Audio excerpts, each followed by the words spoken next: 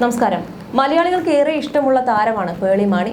അഭിനേത്രി, YouTuber, model, നടി എന്നീ നിലകളിലെല്ലാം പേളി മാണി അറിയപ്പെടുന്നുണ്ട്. ടെലിവിഷൻ അവതാരകയായിട്ടാണ് അവർ രംഗത്തെത്തിയത്. T4 ഡാൻസിന്റെ 3 സീസണുകളിൽ അവർ എത്തിയിരുന്നു.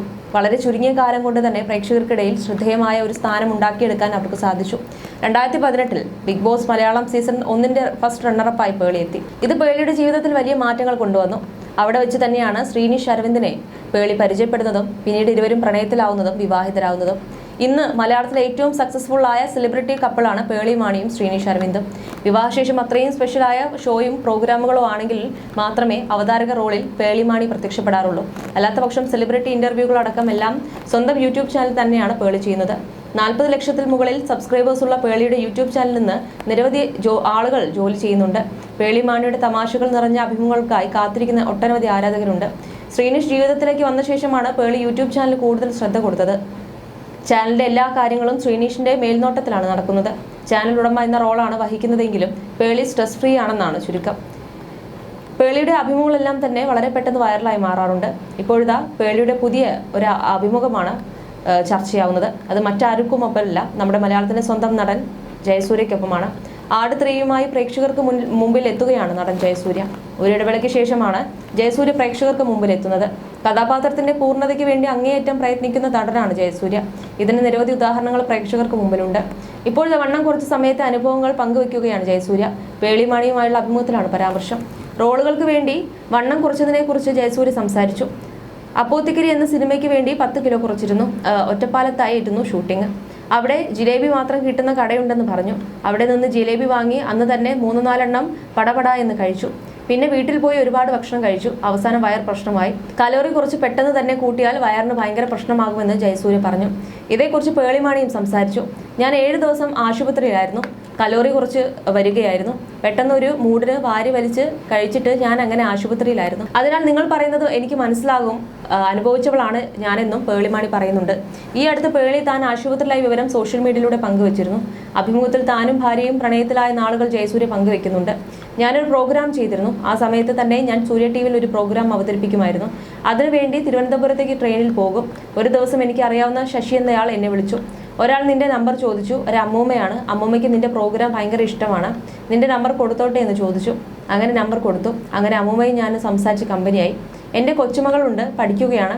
എന്തെങ്കിലും വരുമ്പോൾ പരിചയപ്പെടുത്താമെന്ന് പറഞ്ഞു. ഒരു ദിവസം ഫോണിൽ അമ്മൂമ്മ അവളെ എനിക്ക് പരിചയപ്പെടുത്തി. പിന്നെ ഞങ്ങൾ എന്തും പറ്റുന്ന സുഹൃത്തുക്കളായി. എങ്ങനെയാണ് ഒരു പെൺകുട്ടിയെ വളയ്ക്കുക എന്ന് ഞാൻ ചോദിച്ചു. അവൾ ടിപ്സ് പറഞ്ഞു തന്നു. അത് ഞാൻ അവളിൽ തന്നെ പയറ്റുന്നു. അങ്ങനെ സെറ്റാകുന്നു. സിനിമയിൽ വരുന്നതിന് മുമ്പ് തുടങ്ങിയ പ്രണയമാണെന്നും ജയസൂര്യ പറയുന്നു. എന്തായാലും ജയസൂര്യയുടെ ഈ അഭിമുഖം വൈറലായപ്പോൾ ഏറ്റവും കൂടുതൽ ചർച്ച വന്നത് പേളി മാണിയെ കുറിച്ച് തന്നെയാണ്. പേളി മാണി അടുത്തിടെ 7 ദിവസത്തോളം ആശുപത്രിയിൽ കിടന്നിരുന്നു. ഇതിന്റെ ചിത്രങ്ങളെല്ലാം തന്നെ പേളി മാണി തന്നെ പങ്കുവച്ചിരുന്നു. അന്ന് ആ സമയത്ത് നിരാശ ഉണ്ടാക്കുന്ന ഒരു വീഡിയോ തന്നെയായിരുന്നു പുറത്തു വന്നിരുന്നത്. ആശുപത്രിയിൽ നിന്നുള്ള പേളിയുടെ വീഡിയോ കണ്ട് ആരാധകരെല്ലാം തന്നെ ഭയന്നിരുന്നു. കയ്യിൽ കാനുലയുമായി പേഷ്യന്റ് ഗൗണിൽ കിടക്കുന്ന പേളി മാണി. പിന്നാലെ ആശങ്കകൾ പങ്കിട്ട ആരാധകരും കമന്റുകളുമായി എത്തി. അന്ന് പേളി തന്നെ പ്രതികരണവുമായി എത്തിയിരുന്നു. തനിക്ക് വൈറൽ ഇൻഫെക്ഷൻ വന്നതാണെന്നും അസഹനീയമായ വേദനയായിരുന്നുവെന്നും പേളി പറഞ്ഞിരുന്നു. എനിക്ക് കുറേയേറെ മെസ്സേജുകൾ വരികയാണ്. എൻ്റെ കല്യാണത്തിൻ്റെ അന്നാണെന്ന് തോന്നുന്നു ഇത്രയധികം മെസ്സേജ് മുൻപ് വന്നിട്ടുള്ളത്. ഇതൊക്കെ കണ്ടപ്പോൾ ആ സ്റ്റോറിയെ ഇടണ്ടായിരുന്നു എന്ന് കരുതി. ഞാൻ ഓക്കെ ആണോ എന്നാണ് എല്ലാവരും ചോദിക്കുന്നത്. ഞാനിപ്പോൾ ഓക്കെ അല്ല. വൈറൽ ഇൻഫെക്ഷൻ വന്നതാണ്. കഴിച്ചതിൻ്റെ എന്തെങ്കിലും പ്രശ്നമായിരിക്കും. പക്ഷേ അസഹനീയമായ വേദനയായിരുന്നു. ഞാൻ ബെറ്റർ ആയ ശേഷം മാത്രമേ ഡിസ്ചാർജ് ആകുന്നുള്ളൂ. 3-4 ദിവസം. പിന്നെ കുറച്ച് റെസ്റ്റ് കൂടി എടുത്താൽ ഞാൻ സുഖം പ്രാപിക്കും. പൂർവാധികം ശക്തിയോടെ കൂടുതൽ അലബ് തമാശകളോടെ ഞാൻ തിരിച്ചു വരുന്നതായിരിക്കും. എല്ലാവരോടും സ്നേഹം മാത്രമെന്നാണ് പേളി മാണി ആരാധകരായി പറഞ്ഞത്. വൈറൽ ഇൻഫെക്ഷൻ ആയതിനാലാണെന്നും 3-4 ദിവസം കൂടി കഴിഞ്ഞാൽ മാത്രമേ ആശുപത്രി വിടാൻ കഴിയുമെന്നും പേളി പറഞ്ഞിരുന്നു. എനിക്ക് ഒരുപാട് മെസ്സേജുകൾ ഇൻബോക്സിൽ വന്നു. ഇത്രയധികം മെസ്സേജുകൾ ലാസ്റ്റ് എനിക്ക് ലഭിച്ചത് കല്യാണത്തിൻ്റെ സമയത്താണ്. ഒരുപാട് പേർ ഞാൻ ഓക്കെ ആണോ, എന്താണ് സംഭവിച്ചത് എന്നൊക്കെ ചോദിച്ച് മെസ്സേജ് അയച്ചിട്ടുണ്ട്. മെസ്സേജുകൾ കണ്ടപ്പോൾ ആശുപത്രിയിൽ അഡ്മിറ്റ് ആണെന്ന് സ്റ്റോറി ഇടേണ്ടി ഇരുന്നില്ലെന്ന് തോന്നി. എന്നെക്കുറിച്ച് കൺസേൺ ആയിട്ടാണ് മെസ്സേജുകൾ വന്നത്. അത് കണ്ടപ്പോൾ എനിക്ക് ഒരുപാട് സ്നേഹം തോന്നി. എനിക്ക് തീരെ സുഖമില്ല. വൈറൽ ഇൻഫെക്ഷൻ വന്നതാണ്. ഞാൻ കഴിച്ച ഏതെങ്കിലും ഭക്ഷണം കാരണമാകാം ഇങ്ങനെ സംഭവിച്ചത്. എന്നിരുന്നാലും സഹിക്കാൻ പറ്റാത്ത വേദനയായിരുന്നു. 2-3 ദിവസം കൂടി ആശുപത്രിയിൽ കഴിയേണ്ടി വരും.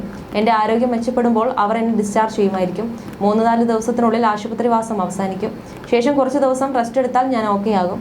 പൂർവാധികം ശക്തിയോടെ കൂടുതൽ അലമ്പ് ജോക്സോടെ തിരിച്ചു വരും. അതേക്കുറിച്ചാണ് ഞാൻ ഇപ്പോഴും ആലോചിച്ചുകൊണ്ടിരിക്കുന്നത്.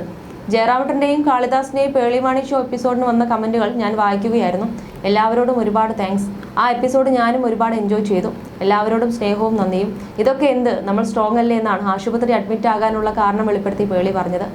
അതേസമയം വിവാഹശേഷം മിനിസ്ക്രീനിൽ പേളി സജീവമല്ല. അവാർഡ് ഷോകൾ, സ്പെഷ്യൽ ഇവന്റുകൾ എന്നിവയിൽ മാത്രമാണ് താരത്തെ അവതാരകയുടെ റോളിൽ കാണുന്നത്. അല്ലാത്ത സമയങ്ങളിൽ സ്വന്തം യൂട്യൂബ് ചാനലിലേക്ക് ആവശ്യമായ കോണ്ടന്റ് മേക്കിങ്ങുമായി തിരക്കിലായിരിക്കും പേളി. സൗത്ത് ഇന്ത്യയിലെ ഒട്ടുമിക്ക താരങ്ങളും സിനിമയുടെ പ്രൊമോഷനുമായി പേളിമാണി ഷോയിലേക്ക് എത്താറുണ്ട്. അടുത്തിടെയായി പേളിയുടെ ചാനലിൽ പ്രത്യക്ഷപ്പെടുന്ന അഭിമുഖങ്ങൾ വിമർശനം ഏറ്റുവാങ്ങുന്നുണ്ട്. കൃത്യമായ സ്റ്റഡി ഗസ്റ്റിനെ കുറിച്ച് നടത്താതെ പേളി അഭിമുഖം ചെയ്യുന്നുവെന്നതായിരുന്നു പ്രധാന വിമർശനം. അതിഥികൾക്ക് സംസാരിക്കാൻ അവസരം നൽകുന്നില്ല, പ്രൊഫഷണലിസം ഇല്ല എന്നിങ്ങനെയുള്ള വിമർശനങ്ങൾ വേറെയും ലഭിക്കാറുണ്ട്. എന്നാൽ ഗസ്റ്റിനെ ഹാപ്പിയായി ഇരുത്തി ഫൺ ചാറ്റ് നടത്തുന്ന എന്നതാണ് തന്റെ ഷോ കൊണ്ട് ലക്ഷ്യമിടുന്നതെന്നാണ് വിമർശനങ്ങളോട് പ്രതികരിച്ച് പേളിമാണി പറഞ്ഞത്. അതേസമയം പ്രസവശേഷമുള്ള ശരീരപ്രകൃതിയെ പരിഹസിക്കുന്നവർക്കെതിരെയും പേളിമാണി സംസാരിച്ചിട്ടുണ്ട്. തന്റെ ശരീരത്തെ താൻ അത്രമേൽ സ്നേഹിക്കുന്നുവെന്നും മാറ്റങ്ങൾ അഭിമാനത്തോടെയാണ് കാണുന്നതെന്നും പേളി സമൂഹമാധ്യമങ്ങളിൽ കുറിച്ചു. ബോഡി ഷേമിംഗ് എന്നത് ഒരു സാധാരണ കാര്യമാണെന്ന് കരുതുന്നവർക്കായി ഒരു നിമിഷം മൗനം പാലിക്കാം എന്ന് കുറിച്ചുകൊണ്ടാണ് താരം തന്റെ നിലപാട് വ്യക്തമാക്കിയത്. ശരീരത്തെ പരിഹസിക്കുന്നത് സ്വാഭാവികമായ ഒന്നാണെന്ന് കരുതുന്നവർക്കായി ഒരു നിമിഷം നമുക്ക് മൗനം പാലിക്കാം. എന്നാൽ അത് ഒട്ടും ശരിയല്ല, ഒരിക്കലും ശരിയാവുകയില്ല.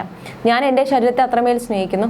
2 പ്രസവങ്ങളും ഒരു നിസ്കാരിച്ചും അതിജീവിച്ച എൻ്റെ ഈ ശരീരം മുൻപത്തേക്കാൾ കരുത്തോടെ ഇന്നും നിലകൊള്ളുന്നു എന്നാണ് പേളിമാണി പറഞ്ഞത്.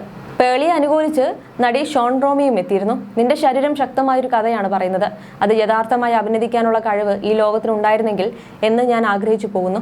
സ്ത്രീകൾക്കുള്ള കരുത്തിനെക്കുറിച്ച് ലോകം ബോധവാന്മാരാകുകയും അവർക്ക് ചെയ്യാൻ കഴിയുന്ന എല്ലാ കാര്യങ്ങൾക്കും അവരെ സ്നേഹിക്കുകയും ചെയ്തിരുന്നെങ്കിൽ. കഴിഞ്ഞ 17 വർഷമായി എനിക്ക് നിന്നെ അറിയാം. ജീവിതത്തിലെ ഉയർച്ച താഴ്ചകളിലെല്ലാം നിന്റെ നിഴലായി കൂടെ ഉണ്ടായിരുന്നു.